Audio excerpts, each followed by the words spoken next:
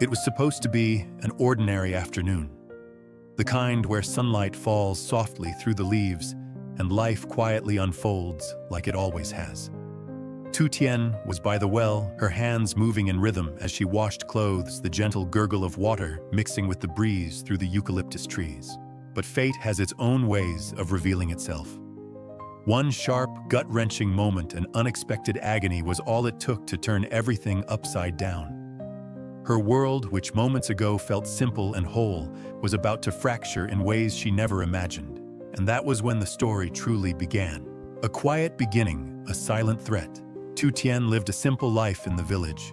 She didn't ask for much, just peace, the scent of fresh laundry drying in the sun, and the comfort of knowing she was loved by Jack, the man who had somehow fallen for the village girl, despite being a powerful CEO from the city. That afternoon, the sky was soft, with lingering sunlight after a night of rain. The courtyard was damp, peaceful, almost cinematic.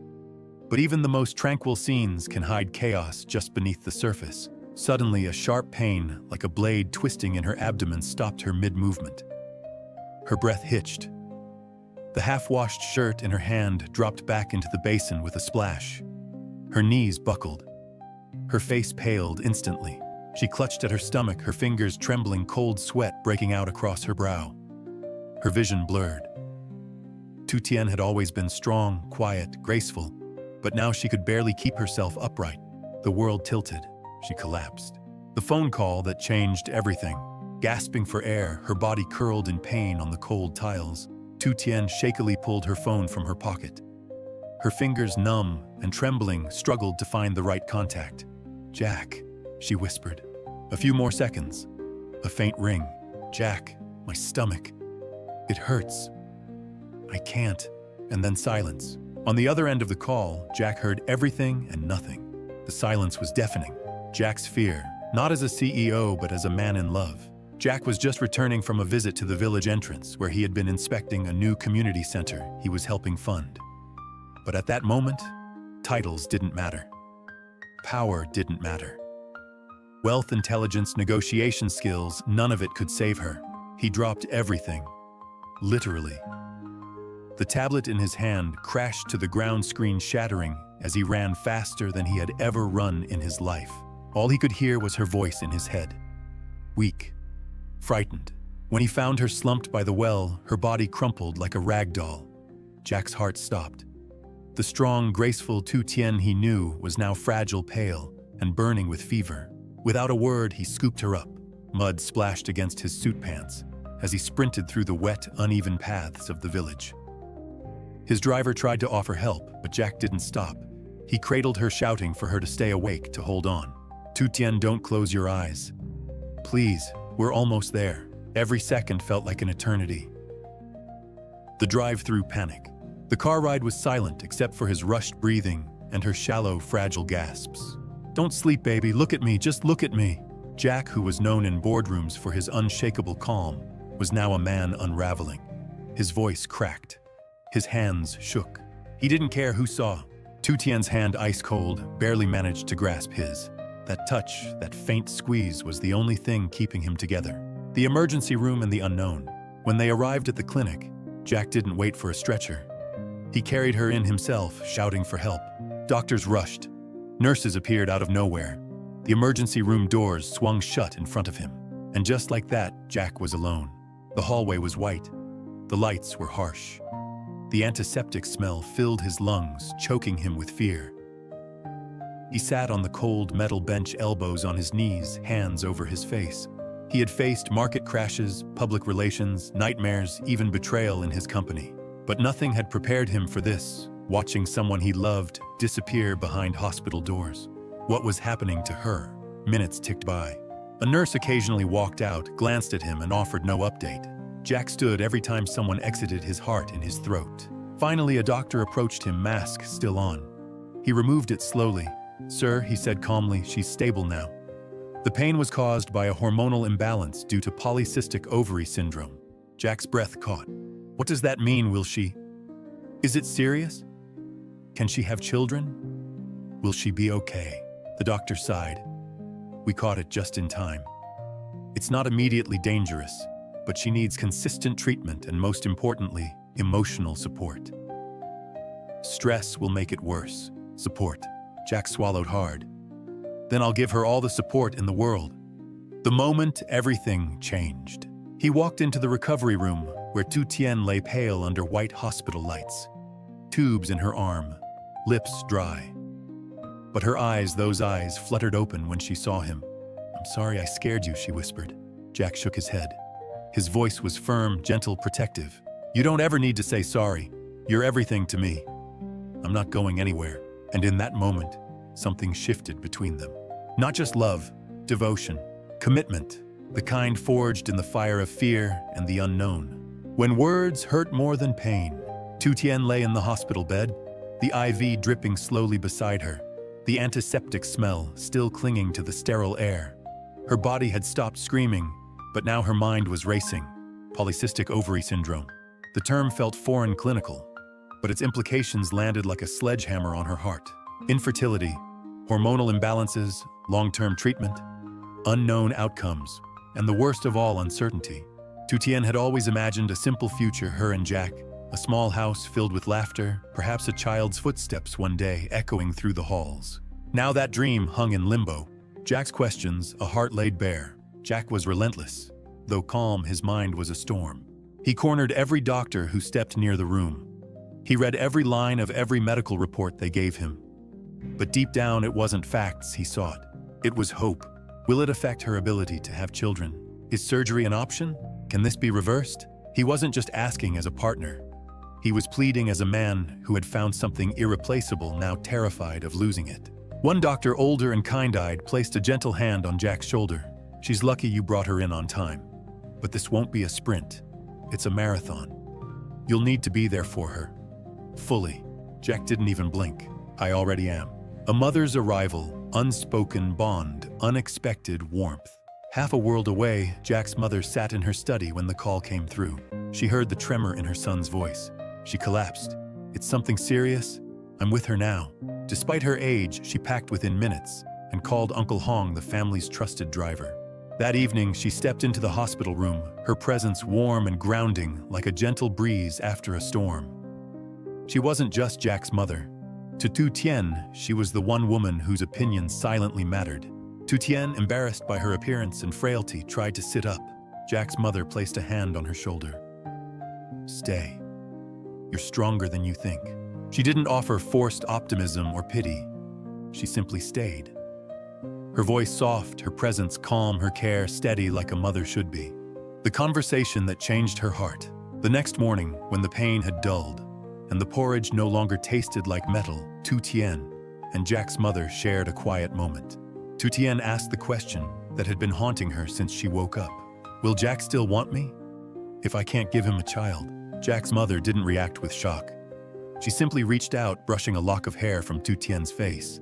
Being a mother isn't only about giving birth. It's about love, care, sacrifice. If fate gives you a different path, it doesn't make you any less. Tears welled up in Tu Tien's eyes. That single moment, that quiet truth was like sunlight piercing through storm clouds. In Jack's mother, she found not just acceptance, but belief. Jack, the quiet warrior. While Tu Tien battled her emotions, Jack returned to work. But he was never truly away. His phone buzzed hourly, filled with check-ins. He coordinated construction meetings while texting nurses. In between site visits, he called the clinic to ask what Tu Tien had eaten. Late at night, after long days, he would tiptoe into the hospital room. Sometimes he'd arrive just in time to see her asleep. He wouldn't wake her. Just sit, tuck her blanket tighter, and leave with a soft kiss on her forehead. He didn't need to say "I love you" out loud. His actions were loud enough. The shift in Tu Tien, the pain wasn't over. Physically, she still had days where her stomach clenched in rebellion. But a new pain emerged, an emotional one rooted in identity. Was she enough? Would her future always be haunted by a missing piece? But every time doubt crept in, she remembered the way Jack looked at her, not with pity, but with pride. She remembered the way his mother held her hand, not as a favor, but as family. That's when the shift happened. She stopped mourning what might never be, and started embracing what already was. Healing in layers. One evening, Jack sat beside her holding her hand as the sun dipped below the hospital skyline. "You're not alone in this," he whispered. "I know," she replied. And for the first time since her collapse, she smiled not out of politeness, but from a place of fragile strength. That night, they didn't talk about medicine or surgery or fears. They talked about dreams, of traveling, of trying new things, of maybe one day adopting, or fostering, or building a life filled with love, however that love came to them. Jack didn't promise miracles. He promised her presence. Conclusion: the foundation of a new beginning. In that sterile hospital room, surrounded by beeping machines and clinical white light, something unexpected bloomed. A deeper kind of love. Not the kind found in fairy tales, but the kind forged in fire, in fear, in vulnerability. And in that, Tu Tien began to truly heal, not just her body, but her heart. The aftershock of diagnosis. Though the hospital room grew quieter, the storm inside Tu Tien's mind raged on. The diagnosis was no longer just medical. It had become deeply personal. Even as the physical pain eased, she found herself staring at the ceiling, haunted by what this meant for her life. And for Jack. At night, she would lie still beside the beeping monitors, the fan humming softly above, but her heart pounded loudest of all. She wondered if Jack was just being kind, if his love was born of obligation now, if she was slowly becoming a burden wrapped in IV lines and whispered reassurances. And those thoughts, those doubts hurt more than the illness ever could. The loneliest battle is inside. By all appearances, she was healing. She could walk again, eat, smile. But healing is rarely linear, and it's never only physical. She avoided mirrors, avoided conversations about the future. Each mention of someday made her flinch. There were days she smiled for Jack, but cried the moment he stepped out. Even the warmth of Jack's mother couldn't completely soothe the cold space she was falling into. It was as if grief had crept in, not for someone lost, but for the life she had imagined. Jack's silent vigil. Jack knew something was wrong. He saw the distance in her eyes. He noticed the way she hesitated before speaking, the long pauses before answering simple questions. He didn't push. Instead, he stayed, quietly, constantly. Some nights he would arrive after a 12-hour day at the site. Mud still on his boots shirt, still rumpled, but he always made time. Sometimes he'd sit on the edge of her bed, just brushing her hair gently. Other times he would read aloud from her favorite novels, his voice low, slow, calming.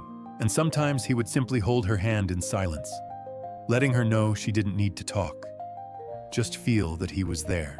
A small gesture, a big breakthrough. One morning, Tu Tien woke to find a small handwritten note on her pillow. It was Jack's handwriting. "If love had to be perfect to be real, I would have lost you the moment you got scared. But I haven't.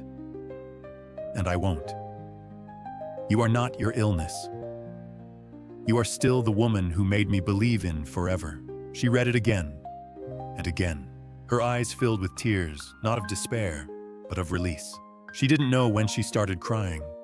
But when Jack walked in and saw her holding the note, tears running freely, he didn't say anything. He just wrapped her in his arms, and for the first time in weeks, she allowed herself to truly fall apart. Because she knew someone would be there to catch the pieces. The woman beside her. Strength in generations. Jack's mother became more than just a caretaker. She became a mirror, one that showed Tu Tien her strength when she couldn't see it herself. Every morning, she helped her sit up, wash her face, and sometimes even apply a light touch of powder on her cheeks. Strength, she would say, isn't about never falling. It's about standing back up even if your knees are still shaking. In quiet moments, she told Tu Tien stories of her own miscarriages, of lost hopes and quiet triumphs no one ever spoke about. She taught her that womanhood wasn't defined by motherhood, and love wasn't measured in biology. The emotional reset, it wasn't one moment. It wasn't a grand speech or dramatic turning point.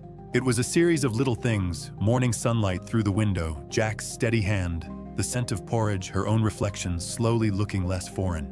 She began to write again in her journal. She laughed genuinely at a joke Jack made. She asked the nurse about exercises she could try.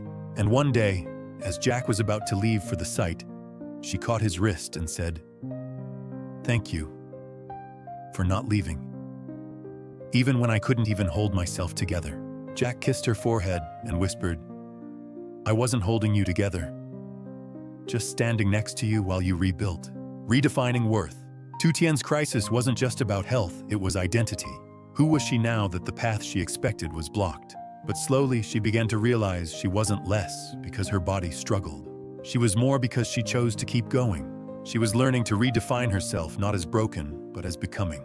And with Jack's steady love and his mother's silent courage beside her, she was healing in layers body, mind, and spirit. Conclusion: when healing isn't loud, not all healing is triumphant.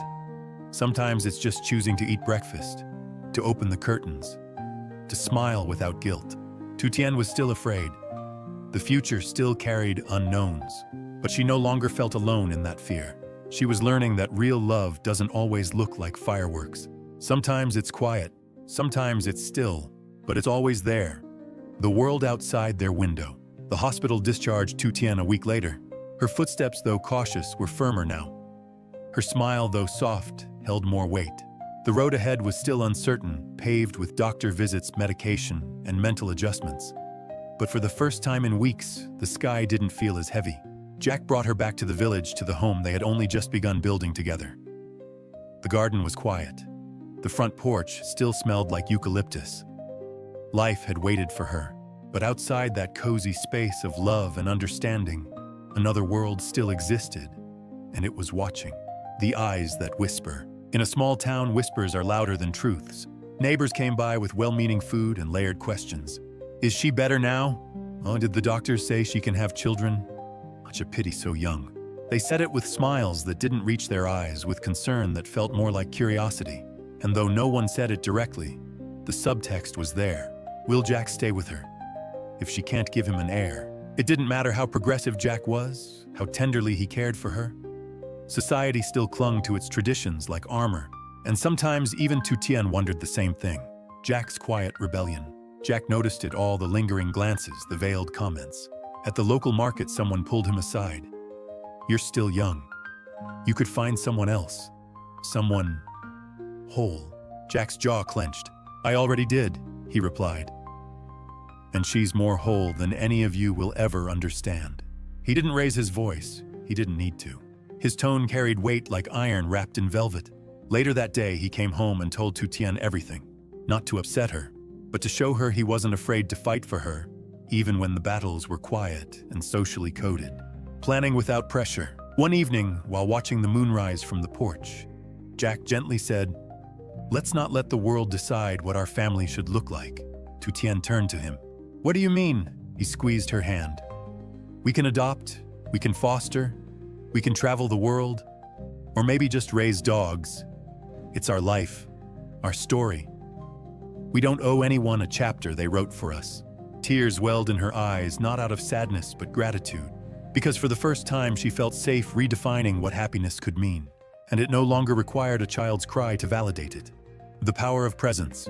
They began to design their life intentionally. They took small weekend trips to lakes, to mountains, sometimes just to the next village for new food and new scenery. Jack made it a rule, no work calls on Sundays. Tu Tien started painting again, something she hadn't done since high school. She wasn't brilliant, but she was joyful. In the evenings, they cooked together, laughed over burnt dumplings, and danced barefoot in the kitchen. Their home became sacred, not because it was free of pain, but because it was filled with shared effort to find peace within it. Mending through simplicity. Jack's mother continued visiting, her presence grounding and motherly. She and Tu Tien would spend mornings tending to the garden, afternoons learning old recipes passed down through generations. I always thought I needed to be someone's biological child, to feel like I belonged, Tu Tien confessed once. Jack's mother wiped her hands and cupped her chin. You're more my daughter than anyone who shares my blood. Family isn't born, it's built. That sentence stayed with Tu Tien, replaying in quiet moments. It was the opposite of the whispers outside. It was truth. Letting go of the supposed to. Society has rules. Women are supposed to bear children. Couples are supposed to follow timelines. Love is supposed to be measured by milestones. But Tu Tien and Jack chose a different path. They stopped trying to fit a narrative and started writing their own. Sometimes it meant not explaining themselves at gatherings. Sometimes it meant deleting social media comments. Sometimes it simply meant holding hands and walking away from any place that didn't feel safe. And slowly something miraculous happened. The whispers quieted, or maybe they just stopped caring enough to notice them. Admiration replaces doubt. Relatives who once doubted began to see. Friends who had judged began to reflect. The couple who had been questioned whether they were complete without children had become a symbol of something richer. They didn't just survive their storm, they transformed through it. And transformation, unlike perfection, is contagious. They were no longer just admired, they were respected. Conclusion: happiness on their own terms. Jack and Tu Tien didn't chase the ideal life. They built a real one. Not perfect, not Instagram-worthy, but deeply theirs. One filled with mornings that began with quiet gratitude and nights that ended with unspoken understanding. And in that, they discovered something most people spend lifetimes missing. Happiness isn't found in checking boxes. It's in choosing each other every single day. Time passed, but the love remained. Years slipped by, quiet and unhurried. The house Jack and Tu Tien built both literally and figuratively grew deeper in roots. Flowers bloomed where weeds once lived. Laughter echoed in the halls that had once known only the silence of recovery. The world continued outside, spinning fast with its expectations and opinions. But inside their home, time felt deliberate, slow, sacred. They no longer worried about keeping pace, because they had already found what many chase for lifetime's contentment. Jack, the CEO with soil under his nails. Jack remained the same sharp, driven man who once led boardrooms with confidence. But there was a softness to him now, a deeper calm. He still wore tailored suits, but now also knew how to prune roses and knead dough. He still commanded meetings, but also listened more slower, as if every word Tu Tien spoke mattered more than anything the world could offer. He didn't need grand gestures anymore. A look, a touch, a moment. That was enough. Tu Tien, a woman rewritten by grace. Tu Tien had changed too. Not broken, not weakened, but rewritten. She still had polycystic ovary syndrome. The diagnosis never vanished. The treatment still continued, but she no longer viewed it as a curse, just a part of the fabric of her story. She had found purpose in pain. She joined support groups for women with the same condition. She became a mentor, a listener, a lighthouse for others lost in the same dark sea she once drowned in. And every time a woman said, "I thought I was alone," Tu Tien would smile gently and say, "You never were." A family not measured by biology. They never had biological children, but that didn't mean they didn't have a family. They fostered when they could. They sponsored education for girls in neighboring villages. They hosted dinners for young couples struggling with expectations just as they once had. Their home became a sanctuary, not just for them, but for others. It was filled with stories, shared meals, healing conversations, and books with handwritten notes in the margins. Jack's mother, now silver-haired and soft-spoken, often watched them from her favorite chair on the porch. "You've built something strong," she once said. "Not from bricks, from love." The whispers are now echoes of admiration. The judgment they once feared. It had long turned into respect. Neighbors who once whispered now waved warmly. Friends who once questioned their bond now quoted them during their own marital storms. What changed? Nothing except the undeniable truth of their commitment. They never needed to explain their love. They simply lived it. And in doing so proved that real love doesn't need validation. It just needs endurance. One summer night. A moment etched in time. One summer evening, the moon was full.